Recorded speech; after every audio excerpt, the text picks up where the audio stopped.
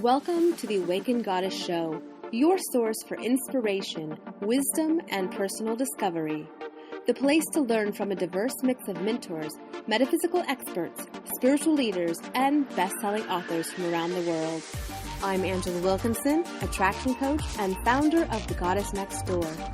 Join me as I explore the minds of my masterful guests while they share powerful insights and easy-to-use tools you can start using right away.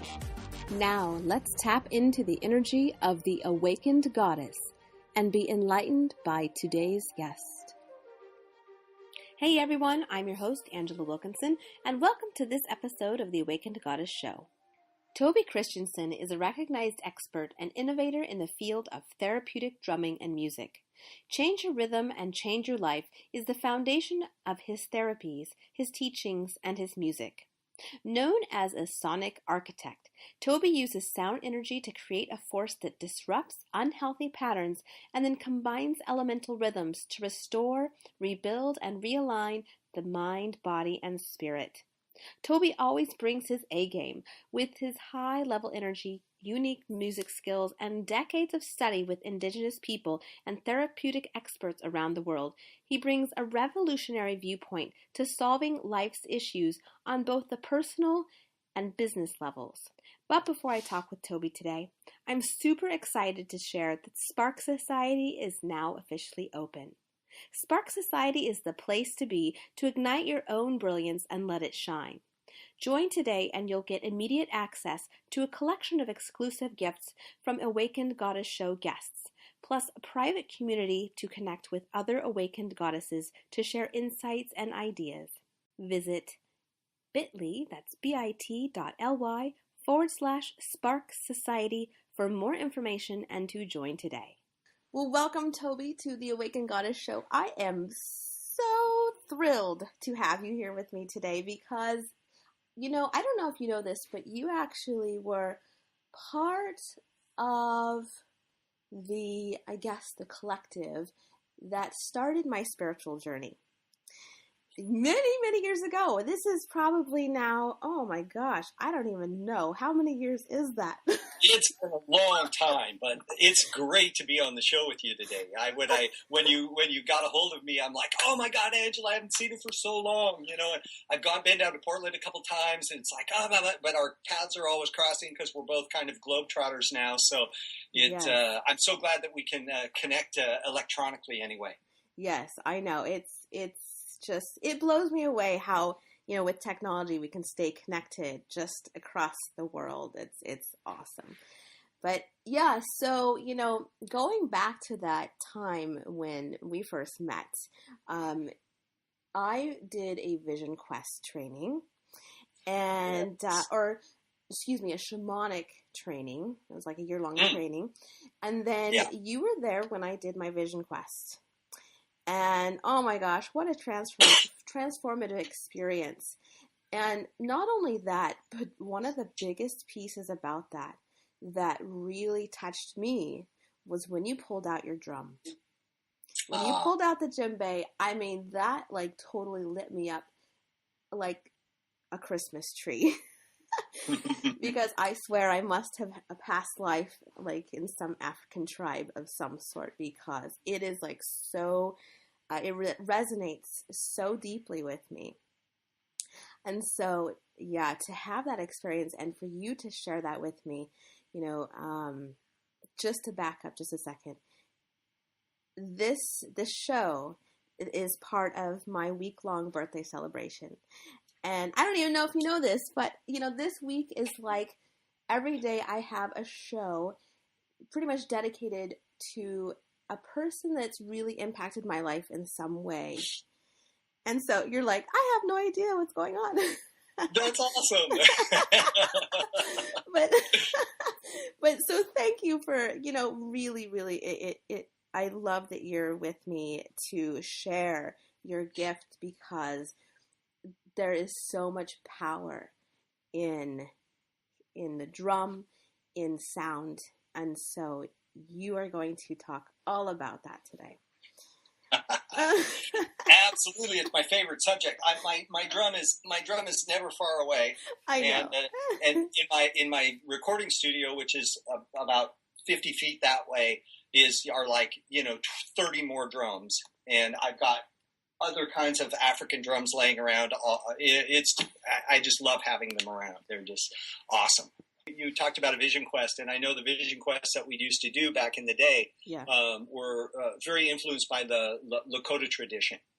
We studied with my wife at the time, and I studied with Chief Phil Crazybull from the Rosebud Reservation, and we were trained in Lakota-style vision quests. I was a fire tender for him, and I remember the merging of the Lakota tradition, the Native American tradition, and the African tradition, because I had studied with a guy named Malidoma Somé for 10 years by the time I met Chief Crazybull, right? Mm-hmm. So I show up at a sweat lodge. I have no idea what a sweat lodge is.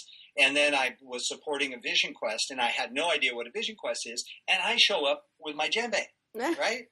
So if Chief Crazybull comes out of the house, and he looks at me, and he goes, nephew, what are you going to do with that? And he had his hoop drum with him, and it's just like this little round thing. And I'm like, well, what are you going to do with that?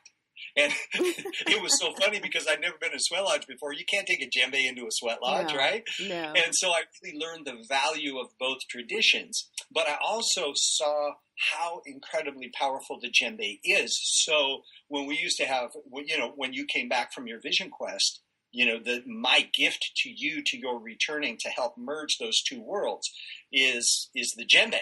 Mm-hmm. And I have several hoop drums, and I use them in certain types of ceremony, but the djembe is my primary instrument. And in the village where this comes from, they say that the sound of the drum is the tuning of the soul.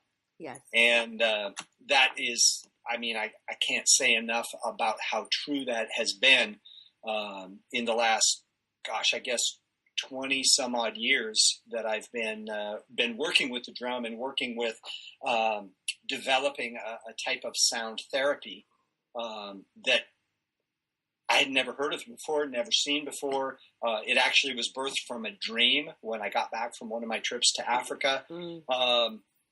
It was as new to me as it was to everybody that was experiencing it, and so we were all building and growing together. Yes. Now, after I figured. I just did an upgrade on my healingdrummer.com website, and on it I have 53 years of drumming experience, X number of, I forget the categories that we put down, but these counters, when you get on, these counters count up, and it's really cool. And my business coach said, Toby, how many sessions have you done? Mm-hmm. He said that would be a cool number to have, and I started thinking, as best I could tell, I've done about 17,800 sessions. Wow. And probably more if you count the group sessions that I've done. Yeah. I remember I did a lecture at Portland State University one time for 250 physicians, and I drummed for everybody, had them close their eyes, and, it was so cool in that medical community, number one, that they would humor me by doing it. Mm-hmm. But response that I got from dozens of the doctors was they could not deny the feeling that they experienced as the drum and the rhythm impacted them. Yeah. And it was funny because there were some nurse practitioners there. Nurse practitioners are usually really cool, right? Yeah. And so they're getting up and they're doing the kumbaya thing, dancing, to the drumming, and all the doctors are sitting there, very staunch. But through that, I did some work with pediatric cardiology at Oregon Health and Sciences University. I worked in the cancer clinic at Children's Hospital in Cincinnati. It's really, in addition to being really cool in an indigenous setting like you experienced it, it's also finding its way into really mundane, cutting edge, but nonetheless Western medical facilities. So it's really exciting. It is. And yeah, it's amazing how really that it's taken this long to bring indigenous practices into. Yeah, considering they've been so effective for like thousands of freaking years, right? Yeah. Your listeners, probably have heard of the movie What the Bleep Do We Know or The Secret, okay? Yeah. And I had a chance to work with a guy named Fred Alan Wolf, who's a physicist. They call him Dr. Quantum. Yeah. And he was in both of those movies. And he's an expert at quantum physics. And I was opening for him at the Kauai Wellness Expo a few years ago.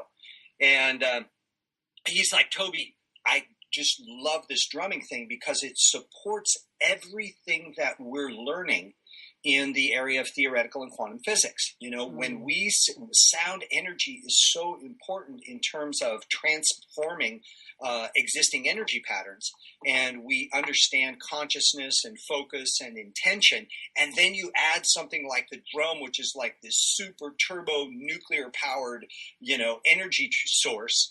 It just makes everything shift much faster, much more easily. And it was really a trip because I was drumming ahead of the show. And all of a sudden he comes dancing out and he's like, keep going. I was supposed to have like a 2-minute intro. And he's like, keep going. We must have gone for 10 minutes. And it was just a gas to see him, up there dancing. And he's just like, this so supports the work that we have found in the last 20 years. And to have that kind of science behind this kind of very unusual kind of presentation has been really a great value. And actually his statement about how it shifts the energy helped me create one of my top products called Shift It. My issue, because I travel so much, is let's say I'm in Washington, D.C. and I have, 30 appointments, and some of these people have critical illnesses, right?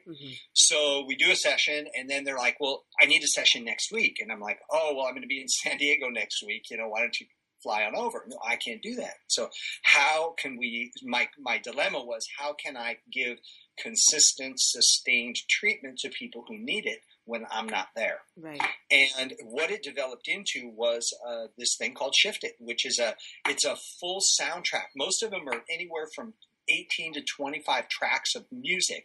It's like your own custom-made world music song. Oh, right? I love it. So there's tons of drumming, but then there's bass guitar in there, and there's melodic stuff, and there's lead guitar.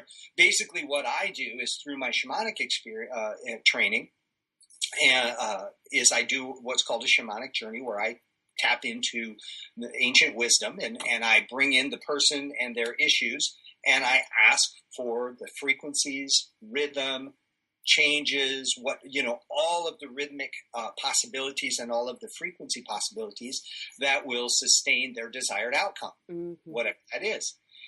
I've done over 350 of them in the last 2 years, and not one of them is the same. I mean, it's crazy. I expected, I remember kind of thinking, wow, I'm not creative enough to do this many things differently. And then I realized, well, of course, Dodo, you don't do it. I'm like, oh, duh, of course, the helper, the otherworldly energy is what comes through. And as I trust that, the results that I've gotten from this particular product are amazing. And because it's just listening to music, I've used it on corporate executives. I've used it on people who, if they have one more day in their little cubicle, they're going to jump out the window, because they're just so whacked. Yeah.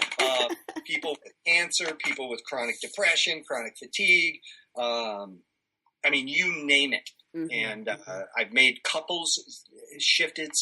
One lady, she's in Henderson, Kentucky, I believe.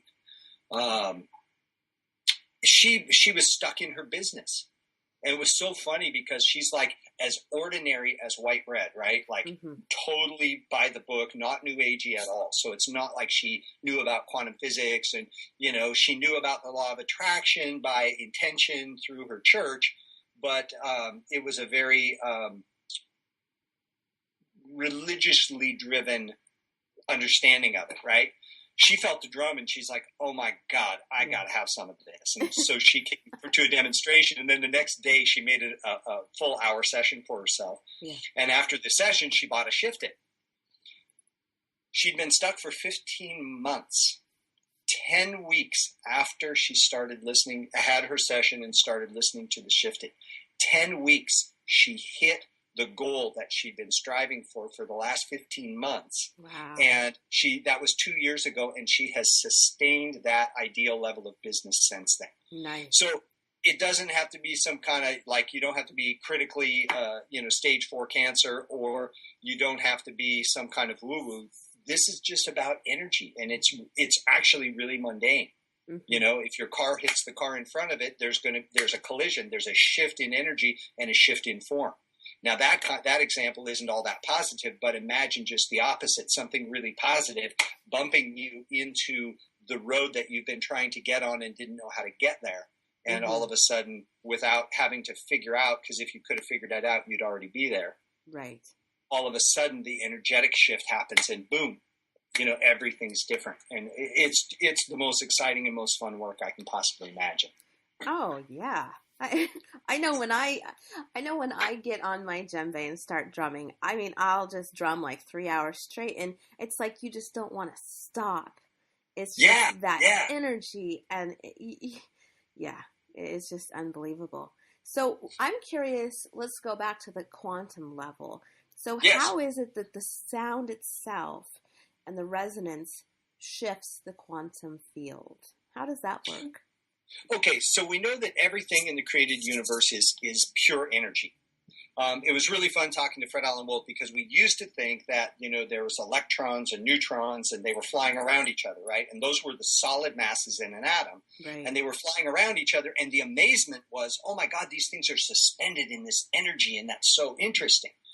Well, what he said now with the development and the continued development of the subatomic microscope, that the particles that they're looking at now, if you took an atom and you blew it up to the size of planet Earth, okay, our whole planet, the particles that they're looking at now at that magnification would be the size of a basketball. Wow. So he said, we're farther in than we ever expected that we could possibly get in, and we still haven't found anything solid. So, okay, and then and then all of these subatomic particles that are just energy pieces are flying around, right? And they've got a certain order. That order or frequency or rhythm of their movement creates an electromagnetic field. Electromagnetic field has a magnetic field that pulls and a field that pushes. Every magnet has a repelling side and a pulling side. Yeah. We are all part of that electromagnetic field of the universe, of course, and then we each have our own individual electromagnetic field. I have this thing called a theremin. It's this really cool, in the old horror movies where you'd hear this really high-pitched thing? Well, that's made by a theremin, and it's made by the electromagnetic field of your body. And there's all this is a box with an antenna on it, and your hand goes to the antenna, and as it moves along the antenna, it changes the sound because it's picking up on your energy field. Yeah. When I'm amped up, I can get the theremin going from 3 feet away. If I'm really, really collapsed, energy's really collapsed, I have to get up real close before it makes a sound. So we have our own electromagnetic field, and we attract to us certain things from that magnetic field, and we repel from us certain things. Some of it is very conscious. Some of it is very not conscious. Okay. I know that you have done a lot of work in the area of love. And in my experience, there are people who often might be 50 or 60 years old, and they've had one relationship with 50 different people. Okay? They keep reoccurring the same pattern over and over and over and over again. And in a man's case, when they meet a new woman, she's so different than my other one. And 6 months later, it's like, holy crap, this is the same freaking person I just broke up with. Yeah. Oh my God, how did this happen, right? Okay, it's because their electromagnetic field is attracting a certain thing to them. Yeah. Until you change your field, you will not change your life. I have the tagline on my website is change your rhythm, change your life. And it is absolutely true. Now, we can change through intention. We can change through, goal setting or all this sort of stuff. We can change through mantras and meditation. It takes a long time. Yeah. Okay? Most people I know that have been doing certain mantras or whatever, I mean, they don't change radically quickly. They may change over time, but damn, they got to work hard, right? Yeah, so hard. Basically, if you imagine your electromagnetic field floating along, minding its own business, and then all of a sudden it gets impacted with, oh my God, what just happened? We have this complete intrusion of energy. Yeah. Now, of course, before it gets impacted, we've already set what the intention of the drum energy is going to do, right? So what happens is it then comes in, and it's like having the riot police come into an unruly crowd.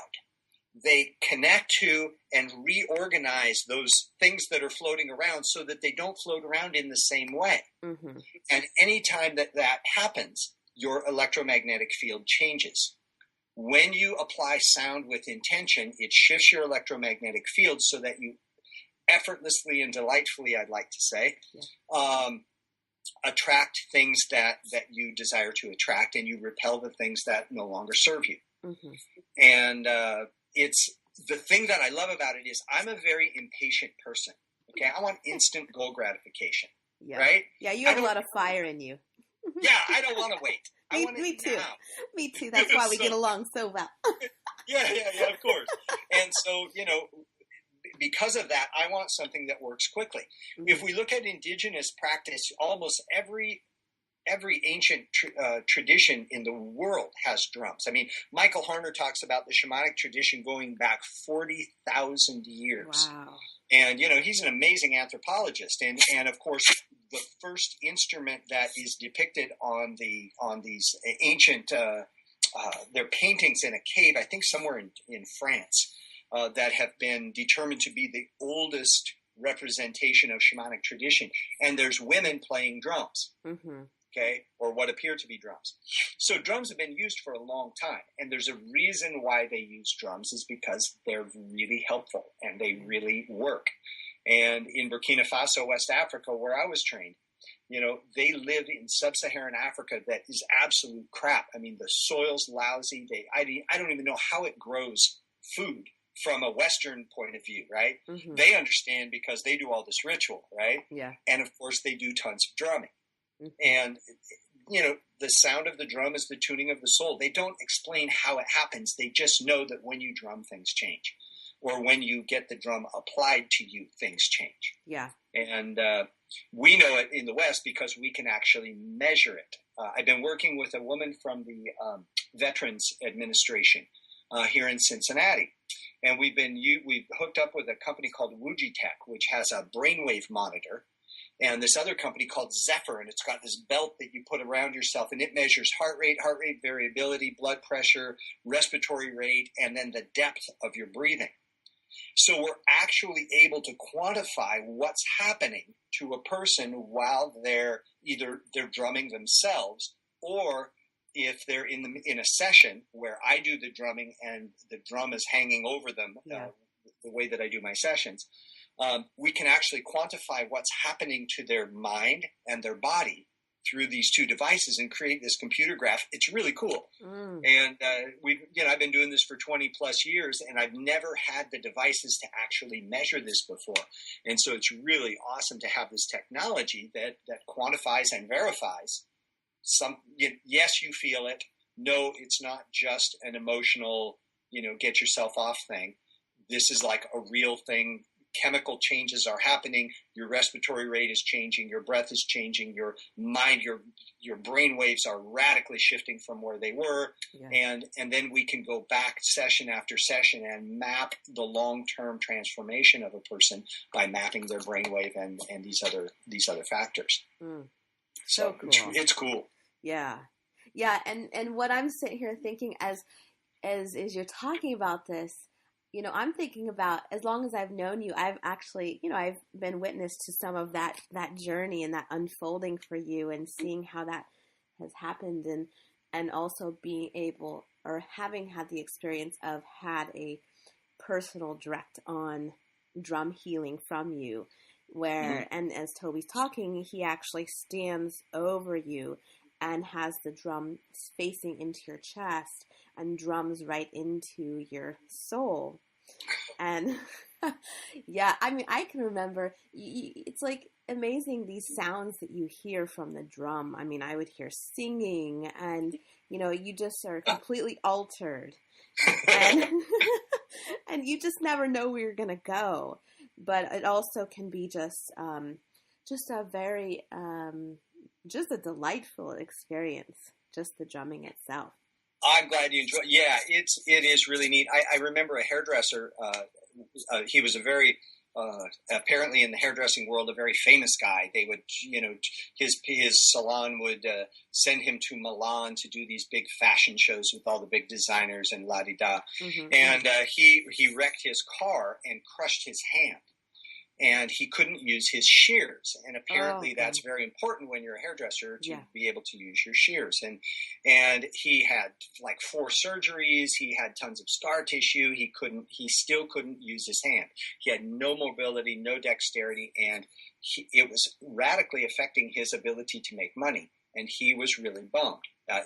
From an artist standpoint, his inability to create was probably the most frustrating thing for him.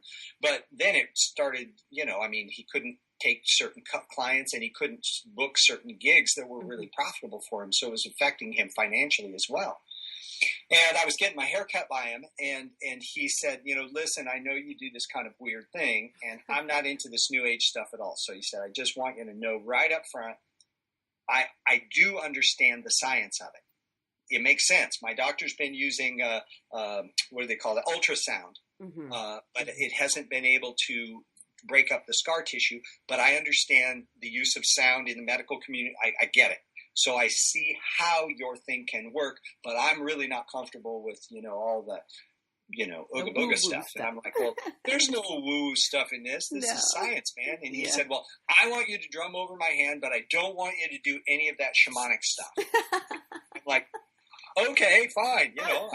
I know the science in it too. So I know that just drumming and I also, big thing for me is integrity. I do not ever violate anyone's desires. I mean, if he wants no shamanic journey, no nothing, then I'll totally do that. Yeah. So I just sat over, I stood over him, had him put his hand out, and I just drummed on his hand. I didn't even drum over his body, like I usually do, because I look at the whole. I don't like to just take a piece, because that's not in alignment really with my understanding. But he's the client; he wants it that way, so that's what we did.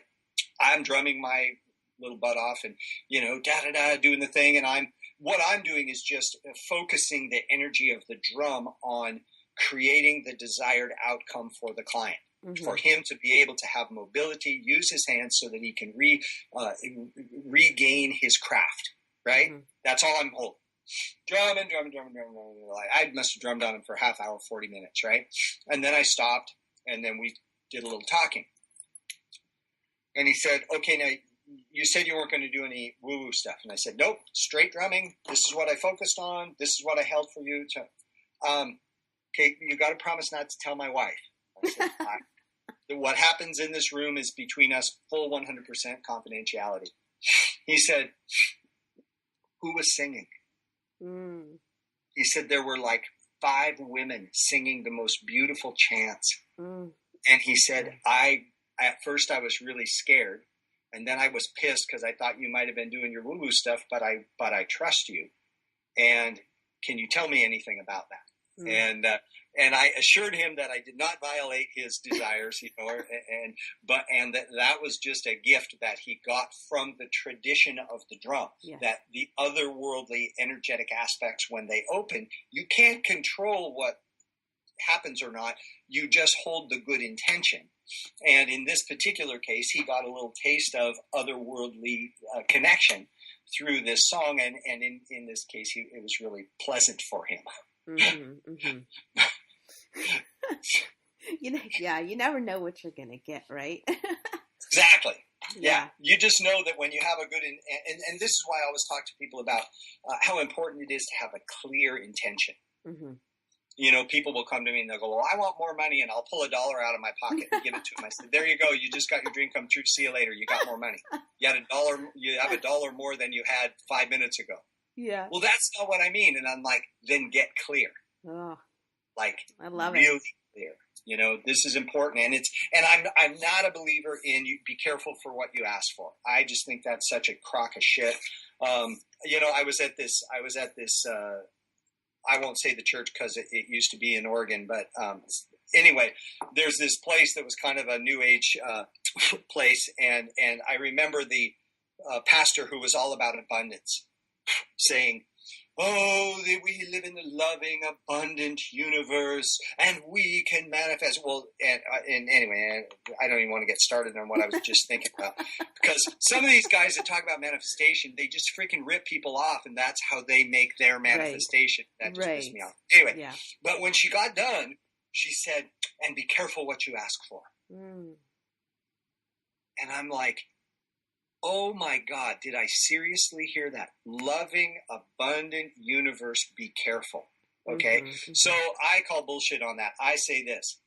Ask for exactly what you want in the clearest way that you happen to know of at the moment that you're asking. Ask it to come effortlessly and delightfully, and put a disclaimer. If I get it and I don't like it, I can send it back or give it to someone else and change my mind. Okay? Now that's a new one I haven't heard. I like it. It's beautiful, because then you don't have to be afraid. It takes the fear out of it, right? Yeah. Okay. Perfect example. During the big real estate boom, there was a guy, he was 36 years old at the time. He bought and sold mortgages. He made a freaking gazillion dollars, bought himself a plane, thought having a jet would be really cool. So he buys a jet and he spends $22 million on the jet. Okay.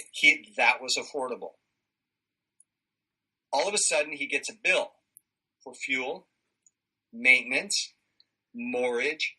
What he didn't calculate was the $800,000 plus that it costs to maintain and moor a jet.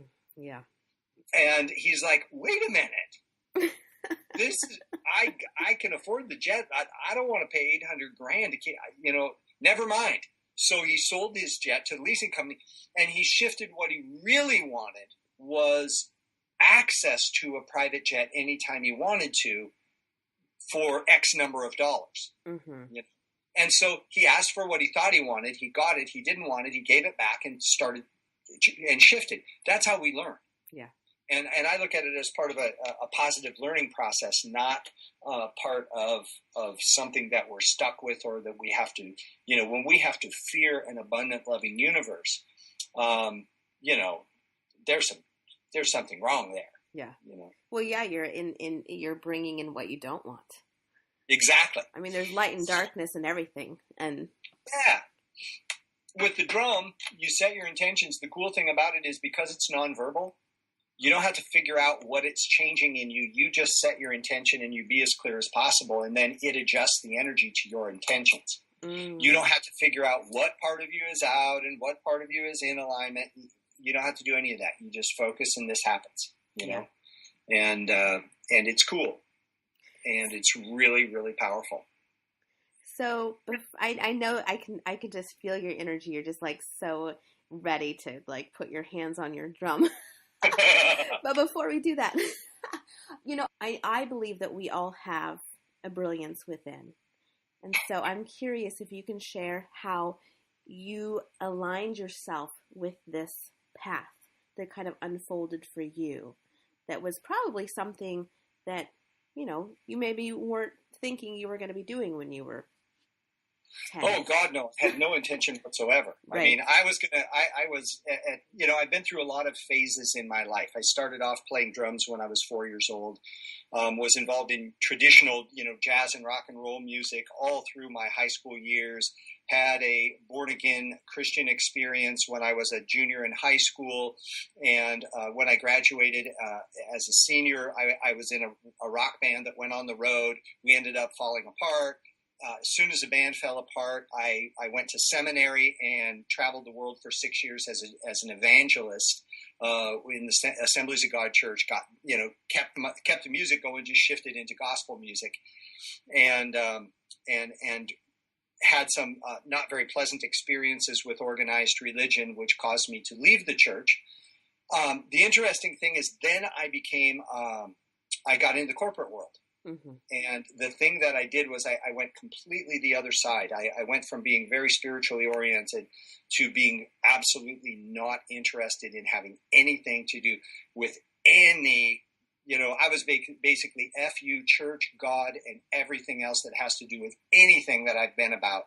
I am going to make gobs of money. I am going to have wild sex with every woman I can possibly meet. And I'm going to drink and do cocaine and be wild because this other stuff is crap and doesn't work. Right. Okay. So from this wound, I went and then happened to launch a very, very successful career as a buyer for Nordstrom. And then I was recruited by a company called Avia, and we took them up through the buyout. Reebok International bought us out. I became a raging cocaine addict and basically blew all of my money from this startup company on drugs, and which put me in a very, very deep hole. And one night I sat down with a bottle of gin and a 9mm pistol, Beretta 92. I custom loaded the ammunition because I wanted to really make sure that this worked. Yeah. And make a long story short, I didn't pull the trigger. I actually got in a fight with my girlfriend who called me on the telephone. I got so drunk that I passed out. And when I woke up in the morning, the gun was laying on the floor with the hammer back. Wow. The empty bottle of gin was laying on the other side of me. And I had a really bad hangover and wasn't interested in hearing that gun even go off for a millisecond. Yeah. Met a therapist, started working in a Jungian capacity, which is very spiritually oriented. And a lot of my spiritual yearning that had fed me through seminary and as a young child really resonated, but in a way that was not judgmental, that was not limiting, that was not of the nature that I had been exposed to before. Ended up studying with this African guy, Malidoma Some, who I met through this therapist. And all of a sudden I'm drumming again. And I realized that drug addiction took place when drums dropped out. My soul wasn't being fed. And so that's when the substitute for spirit had to come in, which was drugs and alcohol. When I got back to drumming is when everything changed in the addiction world. And it, it was great. When I ended up going to Africa, had a dream when I got back from Africa about zombies. And swear to God, this is before all the zombie stuff. This is back in like 1998, okay, before Walking Dead and all that. I mean, we had Night of the Living Dead back in my day, right? The old black and white, really bad horror movies. But basically, the dream quickly was that I was in a football stadium. I had my djembe with me. It was a completely lucid dream. I'm going, this is, in my ordinary mind, I'm going, this is really a weird dream. And in my dream, I'm watching the dream happen. So all of a sudden, this mound of dirt comes up. These bloody hands come out with his fingernails all hanging off. And this decomposed body comes out, walks right up to me with its hands extended, lays down on its back. I stand over it just like I do nowadays with the drum. I played some drum rhythm, which didn't make any sense at the time. And it was completely restored to perfect human health, jumped up, shook my hand, and ran off. And this happened like 10 or 15 times in the dream, right? So I wake up in the morning and I'm like, oh my God, no more pizza before I go to bed, And I didn't give it a second thought. And then bottom line is this happened like 5 nights in a row. So I called my teacher from Africa and I'm like, what the hell is this dream? And I actually got his wife on the phone because he wasn't around. And, but of course she got it. And she said, are you stupid or what? That's the easiest thing in the world. Can't you see the ancestors are showing you what your life's purpose is? Just do what the dream says. Boom, and she hangs up. Wow. So that's when it started. And I was taking a shamanic training class. And at lunchtime, I told everybody, hey, this is going to be a really weird request. I want to drum over you. Can you give me some feedback? And so that's how it all started. And things started to change with people from these brief little encounters. I started building confidence in the process because I didn't know anything about it, right? Yeah. And from there, I developed this 5-element drumming system that is around the 5 elements of this tribal construct. I've got a book coming out. I totally didn't even tell you about this. Cool. I was writing this book for like 7 years, right? And it's full of stories from Africa and all this stuff. But lately, I've been doing these workshops, and people are like, we if nothing else, we want to know about the Dagara cosmology. What are the 5 elements? How do they affect us personally? Blah, blah. So I did a short book. I've got 136 pages. It'll be out, what are we, March? It'll be out mid-April. And it's basically about this 5-element system.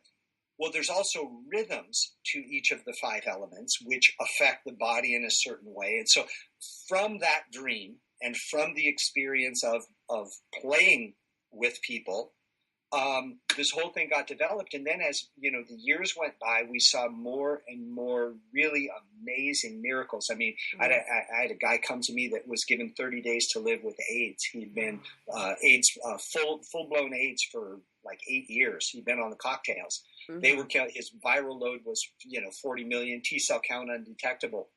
His doctor just said, get your affairs in order.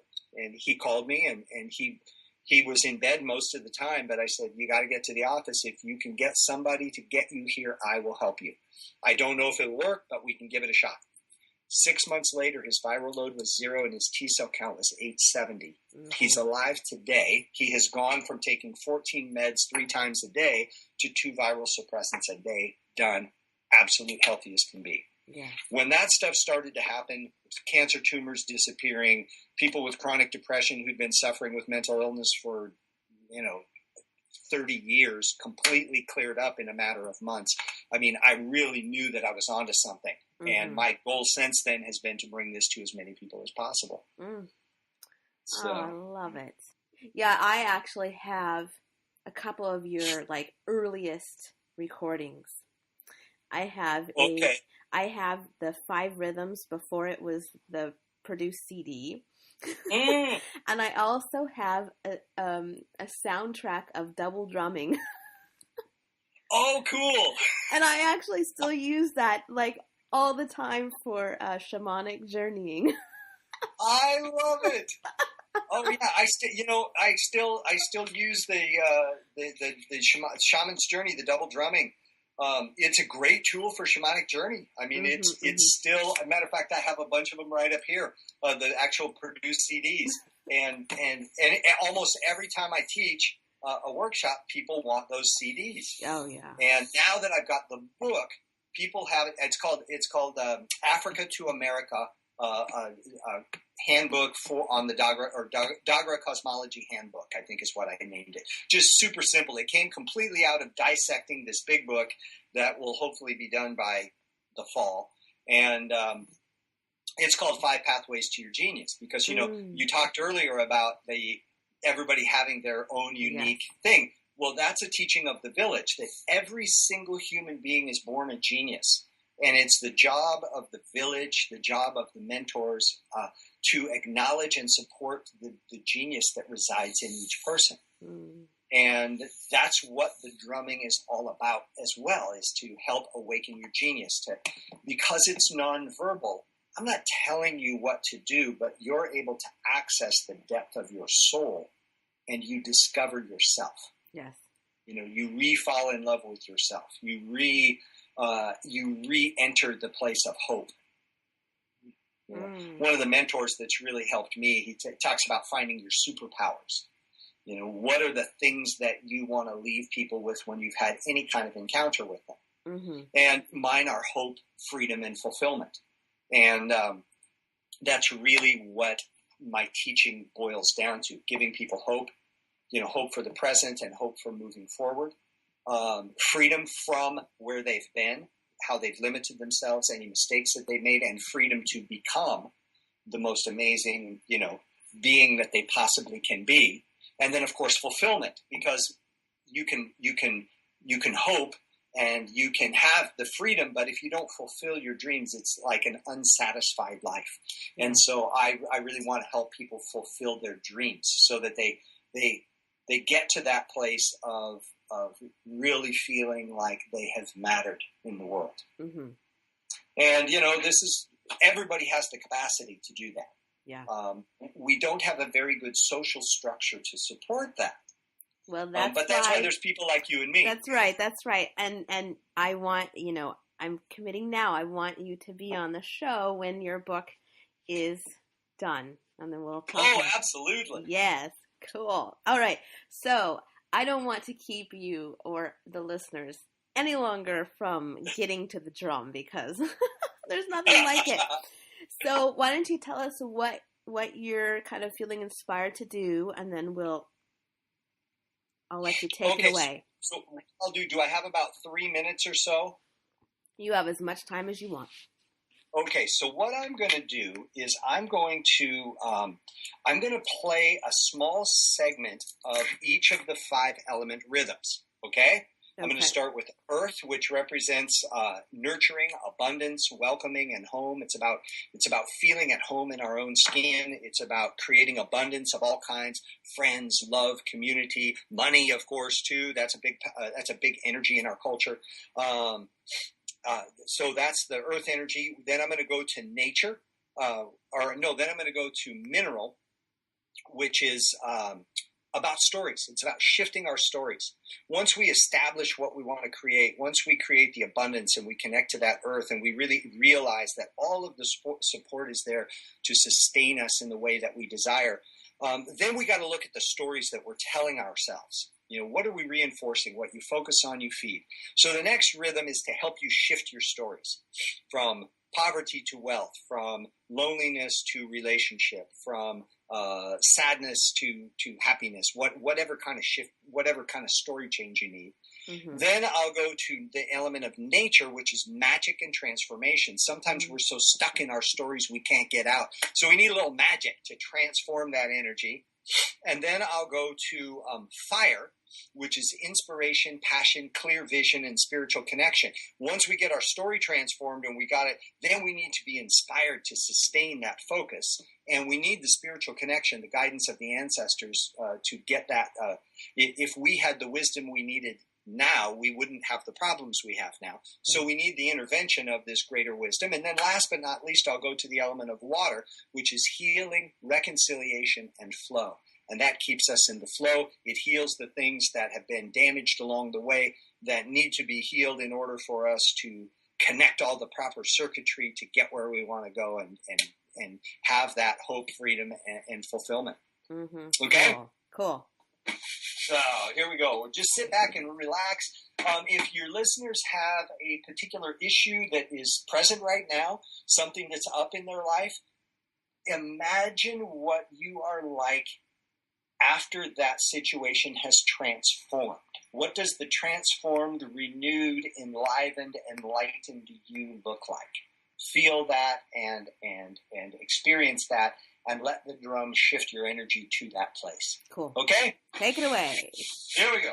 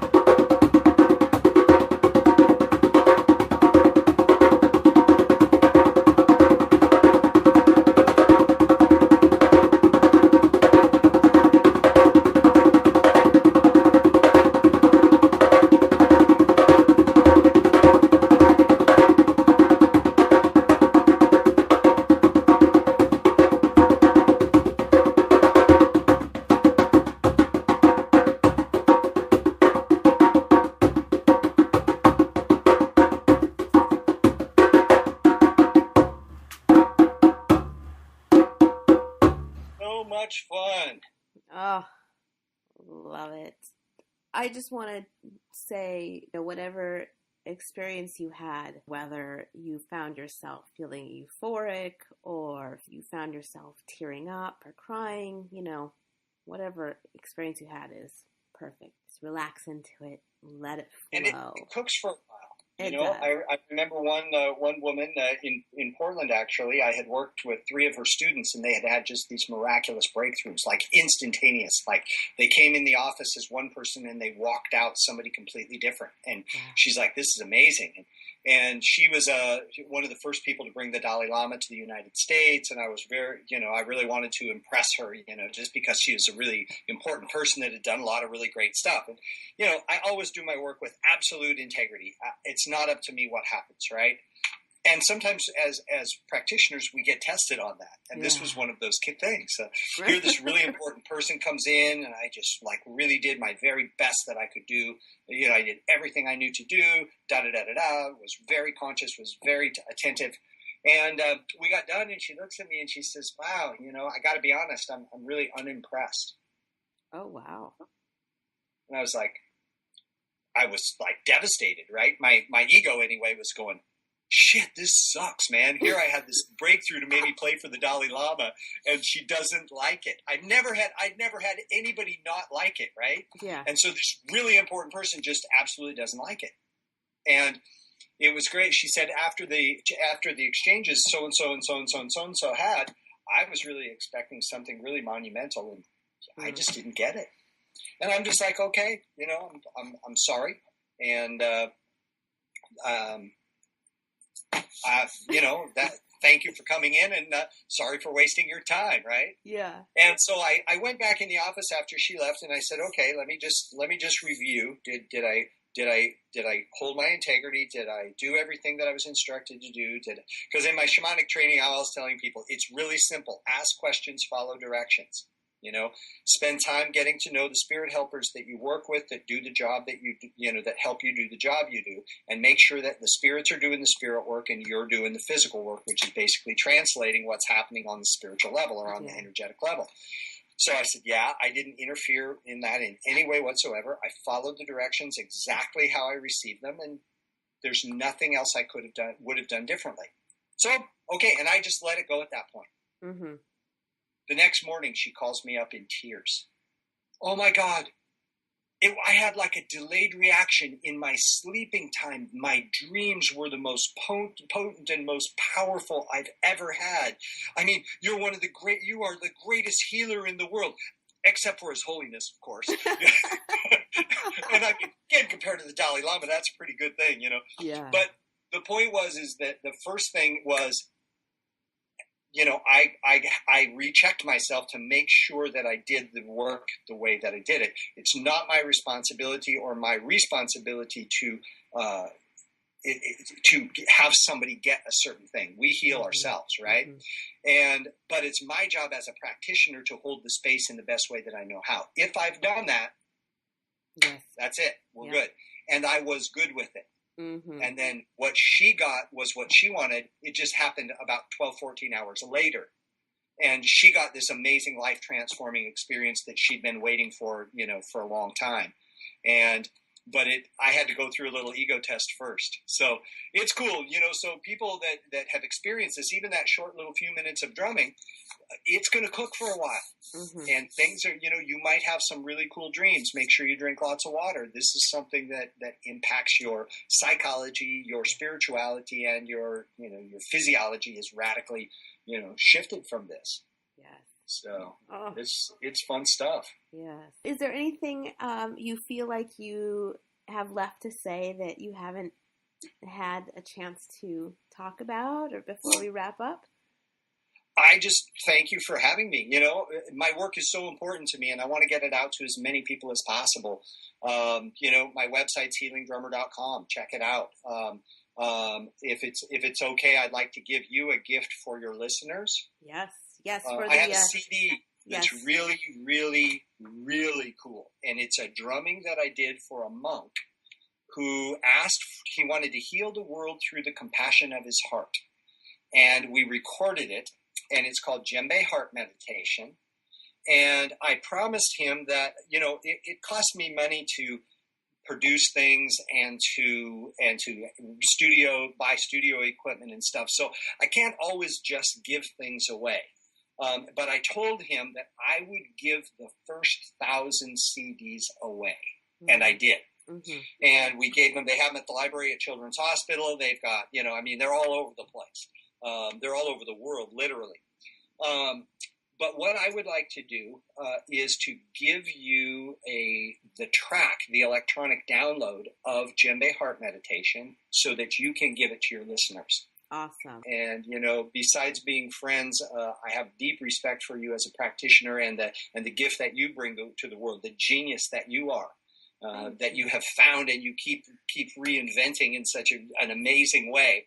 And so this is something for you and your listeners to enjoy. Awesome. Yeah, you guys definitely want to get this download because, just in what you felt with that little sample, you can completely transform your life with sound healing. And like Toby said, you just set the intention and then you let the rhythm and you let the sound do the work for you. Yeah. Absolutely. It's big, good stuff. Cool. Well, thank you so much, Toby, for, celebrating my birthday with me this week. Happy birthday! Yay! And thank you for, that generous offer of that download. I know they're going to absolutely love it. Yeah, become a spark. Get your download. It's worth it. It is. Cool. Well, thanks again, Toby, for joining me today. And now I'd love to hear from you guys. The best discussions happen after the show over at theawakenedgoddess.com. So get yourself over there and leave a comment right now. Did you enjoy this episode? If so, subscribe to the show. And of course, it would be amazing if you shared this with all of your friends. And if you want even more incredible resources, come on over to theawakenedgoddess.com and sign up for email updates. And until next time, goodbye, everyone. Thank you for listening to this episode of The Awakened Goddess. I hope you enjoyed today's show and took away something you can start using in your life right away. For more spiritual insights and to listen to more episodes, subscribe to The Awakened Goddess Show at thegoddessnextdoor.com and discover wisdom that'll change your life.